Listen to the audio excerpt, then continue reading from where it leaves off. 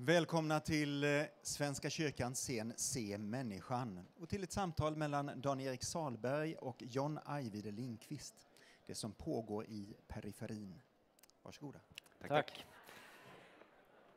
Dan-Erik Salberg heter jag, arbetar till vardags som programchef på Sigtuna-stiftelsen. Varmt välkommen John Ajvide Lindqvist. Tack så mycket då. Jätteroligt att ännu en gång få ha ett samtal med dig. Vi har mötts ett par gånger tidigare på den här scenen och också någon gång på min hemmaplan i Sigtuna. Ja. Känns det att vara tillbaka på Se människan-scenen? Nej, men alltså, det här är den jag trivs bäst på här. Det är utav de här yttre scenerna. För att det är så du är trivsam, platsen är trivsam. Det är mys. Fint att höra, det är vi glada för. I samband med att Himmelstrand, den första delen i din romantrilogi kom ut 2014 så fick jag uppdrag att samtala med dig på den här scenen. Då hade jag faktiskt inte läst någonting av dig, bara sett filmatiseringen av Låt den rätta komma in. Men Himmelstrand fick mig att bli en av dina fans. Det var en bok som jag upplevde var verkligen genomladdad av existentiella frågeställningar och teman. Och jag är och var ingen och är fortfarande egentligen ingen skräckfantast, men jag blev väldigt fascinerad och berörd över själva den romanens konstruktion. Jag vet att vi pratade om det här då, men också om ditt sätt att utforska människans existentiella belägenhet genom ditt sätt att berätta. Och så 2015 så kom den fristående fortsättningen Rörelsen, den andra platsen.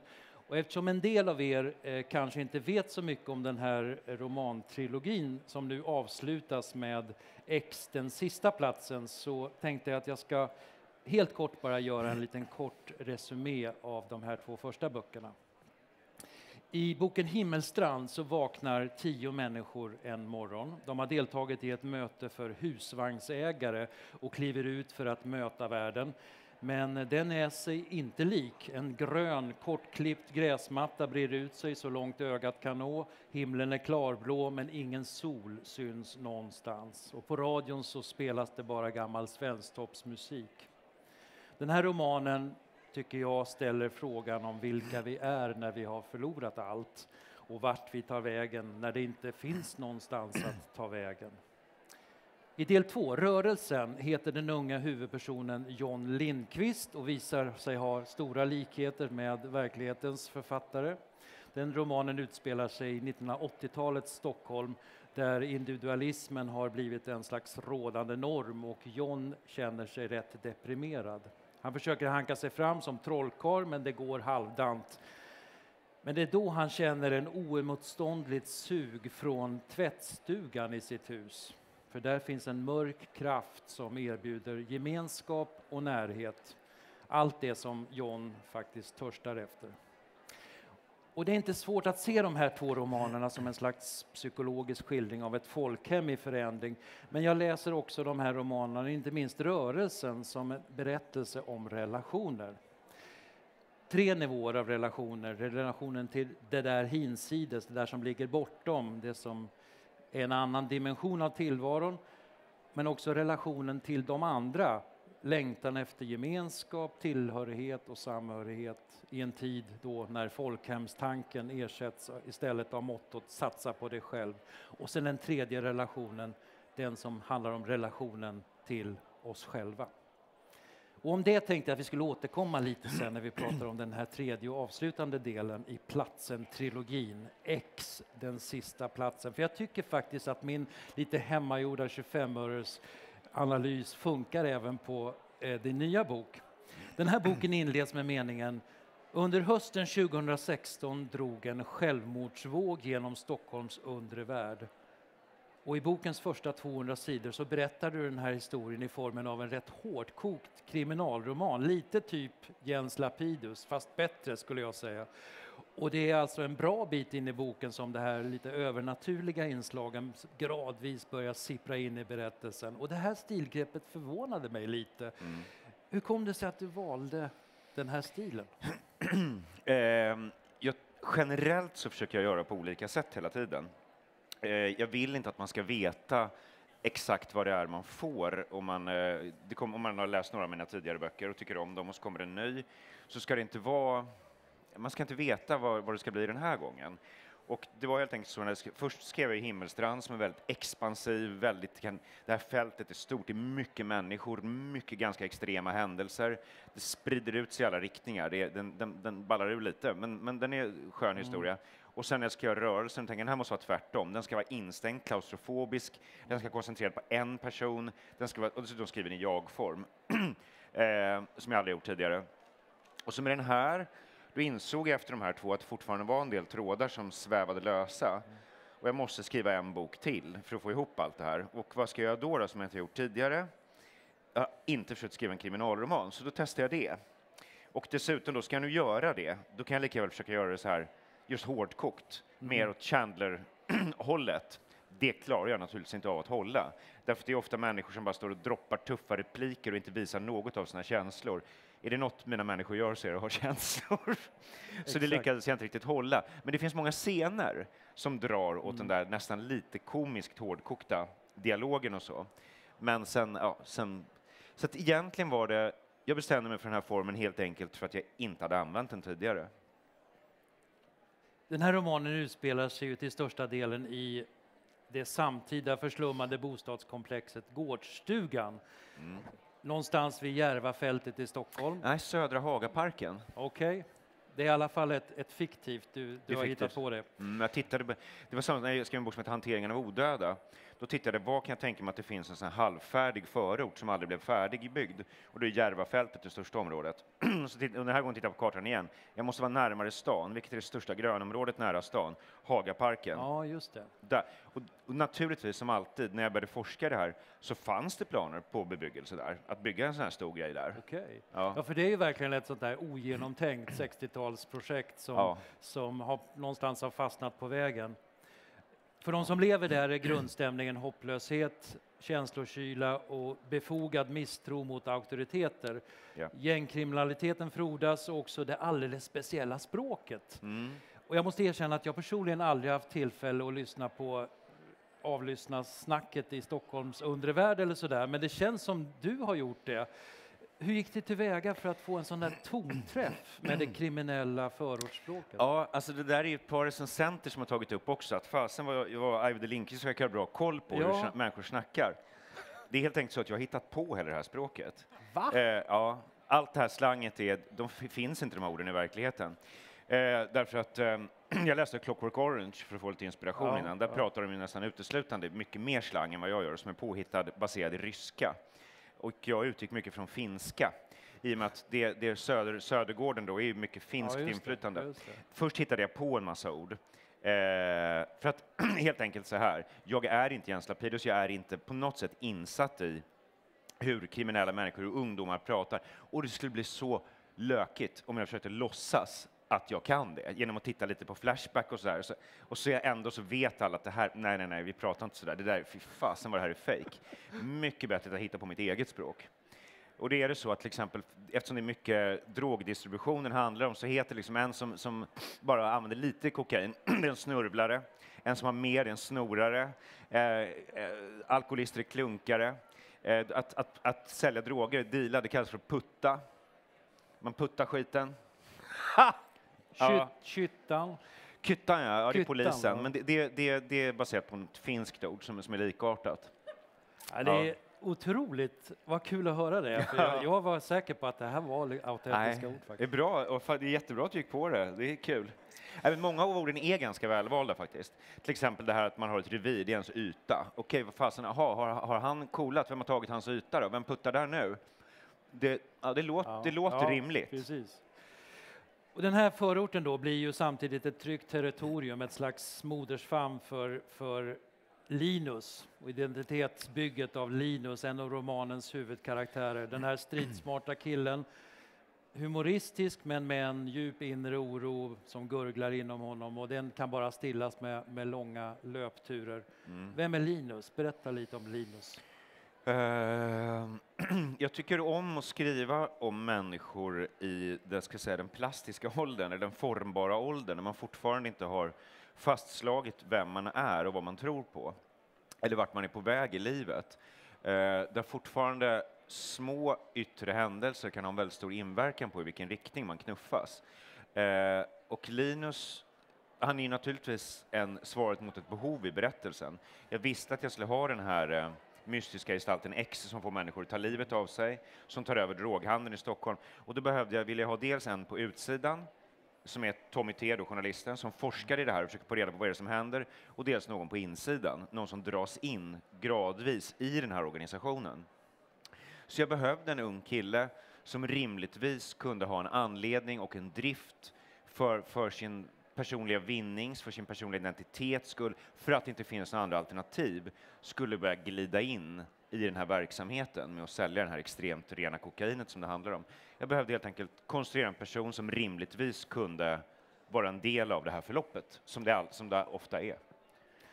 Jag måste säga att jag tycker att du har gjort en otroligt fin, snygg personskildring av Linus. Tack. För han går ju från att vara barn egentligen och som tvingas stå ut med sin pappas totalförlamning och allt som det har att göra, som påverkar honom och hans mammas många missbruk. Det var ju olika saker hon missbrukade till då att Bingo och Baileys. Bingo och Baileys, precis. Till att bli en 17-årig knarkkung som börjar sälja sina ADHD-tabletter. Och sen... Ja, det där är så förrädiskt. Det var väldigt, alltså, det är paradoxalt alltid. Man kan bli nöjd när man kommer på hemska saker. Men just att ha ADHD och inte kunna sitta still och vara sån här, och så få utskrivet medicin som det är amfetamin i, vilket gör att den går att sälja till de som vill ha amfetamin. Att ens sjukdom på det viset kan vara vägen in till ett större elände. Jag var väldigt nöjd när jag hittade den bilden. Jag insåg att det faktiskt sker en handel med den typen av medicin. För det var den perfekta vägen för honom att börja när han är 13 eller något. Jämsides med Linus så finns i boken den andra huvudpersonen, den du redan nämnde, Linus morbror, Tommy, eller Tommy T som han kallades när han en gång var landets mera hyllade kriminalreportrar. Vad finns mer att säga om Tommy T? Tommy T är rolig på det viset att väldigt många av mina personer är just skapade för att fylla ett visst syfte i en berättelse. Jag vet ungefär hur berättelsen känns och vad rörelsen i berättelsen är. Och så måste hitta på en människa som passar. Tommy hoppade upp fix och färdig. Jag visste att jag skulle ha någon form av reporter, för jag vill inte skriva om poliser, jag vet inget om poliser, det kan också bli lökigt om jag försöker. Men så satt min hustru och jag i bilen, hon körde, och plötsligt bara skuttade den här personen fram så här. Jag såg honom så här, oj, han är gammal kriminaljournalist, han heter Tommy Torstensson men kallas Tommy T, och han har en hund med 3 ben som heter Hagge. Plapp, så skuttade han fram, och utifrån det så kunde jag göra resten av personen. Vem han är, hur han pratar, hur han känner sig, hur han klär sig, hur hans lägenhet ser ut. Men när jag hade de variablerna på plats, så vad han hette och hans 3-benta hund med svaga övernaturliga förmågor dessutom. Precis, hunden är lite synsk faktiskt. Ja, en aning. Ja, han är fin. Dessutom är han ju, Tommy T är ju lite förvånande oskuld. Ja, just det. Han är asexuell, ja. Han har inget intresse av det sexuella överhuvudtaget. Helt enkelt, har han kommit att inse. Jag tyckte det var ett passande karaktärsdrag för den personen, helt enkelt. Hitchcock-älskare. Hitchcock-älskare är han, ja. Men det är ofta så att sen växer det en bit i taget, vilka personlighetsdrag de här har. Sen har jag en tendens att, det finns ett par sådana i Himmelstrand också, jag har en väldig tendens att skriva om människor som har varit någonting, som har definierat dem som människor, och detta gäller icke längre. Deras identitetsskapande omständighet gäller inte längre, och vilka är de då? Precis. Och Tommy är ytterligare en sån person. Tommy är typiskt en sån person som ju i samband med att den här självmordsvågen bland kriminella drar igenom Stockholms undre värld, så börjar ju Tommys jaktinstinkter att vakna igen. Och särskilt som man anar att hans systerson är inblandad i det här. Och så börjar han nysta i sina gamla kontakter, och spåren verkar så småningom leda till en undflyende gestalt som kallas för Equi eller Ekis. Det är spanska för X. Okay. Och ute i förorterna börjar folk oförklarligt nynna på Peter Himmelstrands gamla slagdänga. Någon där uppe måste gilla mig. Precis, passar ju bra på den här scenen. Vet du att när Jan Sparring skulle sjunga in den, där var någon som berättade, han ville absolut sjunga "Han där uppe måste gilla mig". Och då sa Peter Himmelstrand, ja men då får du inte låten om du sjunger så. Så blev det någon i alla fall. Ja. Och till sist så möter Linus denna X och får av honom det ultimata ruset, eller vad vi ska säga, som får honom att komma till en välkänd plats för de som har läst dina 2 tidigare böcker, det här gröna öppna fältet. Linus kommer dit i skepnaden av en gepard. Och det är också nu som gradvis trådarna börjar knytas ihop från dina tidigare böcker. Och utan att vi ska spoila upplevelsen för den som vill läsa den här boken, så kan vi väl säga att ganska många frågor som hänger kvar från Himmelstrand och rörelsen i den här boken får sina svar ändå. För här återkommer som sagt både det stora fältet och där alla kan vara de verkligen vill vara, på gott och ont. Inte nödvändigtvis vill, utan det de faktiskt är. Där de är, det kan vara något de inte alls visste att de var, Precis. som är ganska negativt. Men också campingplatsen, där trilogin inleddes, och så Brunkebergstunneln förstås, som finns med både i den första och den andra boken. Var det svårt då så att säga knyta ihop den här säcken? Ja, faktiskt inte så farligt. Himmelstrand var den som var svårast att skriva, den första. Sen är jag sån att jag, om någon ber mig skriva en novell till en antologi som jag tycker verkar bra, och säger så här, och jag frågar, vad ska den handla om? Vad du vill. Då är det omöjligt. Men som ett utmärkt förslag, min förläggare sa, men om de säger då, det ska vara en apa och en skiftnyckel. Ja, nu ska vi se här.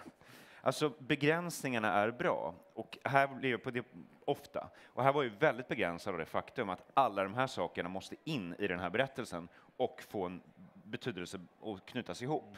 Och jag trivs med det. Jag trivs på att sitta och tänka, anteckna, ställa frågor till mig själv. Hur kan jag lösa det här på ett rimligt sätt? Så att jag har ganska lätt för det där. Att jag har en massa tvång som jag måste uppfylla. Jag trivs med det. Så det var inte så farligt. Men sen är det en tråd som fortfarande hänger. Men jag har en novell kvar att skriva, som ska heta Sigge. För jag noterade också att det finns en sak till, en som jag inte riktigt förstod. Men... Det var roligt när Joar Bendjelloul intervjuade mig på radio, när mikrofonerna var avstängda efter att vi pratat, så kom han fram så här, ursäkta jag svär på scenen, gud vad är det nu? Vem fan är Sigge? Jag ska skriva en novell. Ja, okej, vad bra. Ja. Avslutningsvis, de där 3 nivåerna av relationer som jag tycker finns i dina böcker. Relationen till det andra, det där som ligger bortom, hinsides, en annan dimension av tillvaron. Det har vi pratat om ganska mycket tidigare, så jag tänkte vi lämnar det nu. Men låt oss prata om den andra nivån. Den där som handlar om gemenskap och samhörighet. Det är det som skulle kunna kallas kärlek faktiskt. Till skillnad från en del annat i skräckgenren, där kärleken ofta skildras som en mörk passion och en förtärande begär och sådär, så som sällan blir annat än en destruktiv kraft, så uppfattar jag kärleken i dina böcker ofta som en helande kraft. Och den är ofta villkorslös och förlåtande. Och så även i den här trilogin och nu i den sista boken, särskilt relationen mellan Tommy och den före detta prostituerade Anita, men också i någon mån mellan Linus och den trasiga Cassandra, även om det i deras fall ju slutar ganska illa. Hur ser du till slut på kärleken som kraft? Saken är den att jag tror att det ligger under och bubblar i allting jag skriver. Nästa bok ska heta Vänligheten och nästan uteslutande handlar om kärlek på olika sätt. I det stora, i det lilla, mellan människor. Ja, men det är helt enkelt så att min hustru var tillsammans i 25 år. Det är det som har gjort mig till en lycklig människa. Att jag överhuvudtaget är så glad som jag är. Vilket man kanske inte kan tro när man läser det jag skriver. Och det, för mig... Jag har haft tur, men för mig är det som gäller. Att har man inte kärlek, då har man inte så väldigt mycket. Och det gäller i alla fall mig. Och utan den bärande kraften så skulle jag ramla ihop i en geléhög kanske. Så att jag kan inte göra annat än att utforska och hylla möjligheterna människor har till att älska varandra. Och Vänligheten kommer alltså eller arbetsnamnet i alla fall, på ditt nästa projekt. Kan det vara möjligt? Ja, att du det är skriver en möjligt. bok som heter Vänlighet. Ja, jo, men det kanske blir skräckelement i den. Jag vet inte, för att den utgår från den här enkla vänligheten människor emellan. Dels större i kärlek och så. Ja. Men jag åkte genom Norrtälje i närheten av där vi bor. Och jag ser byggjobbare som snackar, garvar, skämtar. Någon som träffar någon, säger något om dens hund, de skrattar lite och haha. Det här shitet, små saker, när de håller upp dörren för folk, säger ha en bra dag, ha det bra allihop. De här små sakerna, hur så ofantligt viktigt det är, tror jag, för att samhället ska hålla ihop. Och jag tror inte vi förstår att uppskatta hur viktigt det här är förrän det börjar sippra bort och försvinna. Och det tror jag den ska handla om. Otroligt intressant och bra tema. Det ser vi verkligen fram emot. Tack för att du ville komma hit idag. Tack Tack själv. för en fantastisk läsupplevelse. Yeah, tack för att ni kom.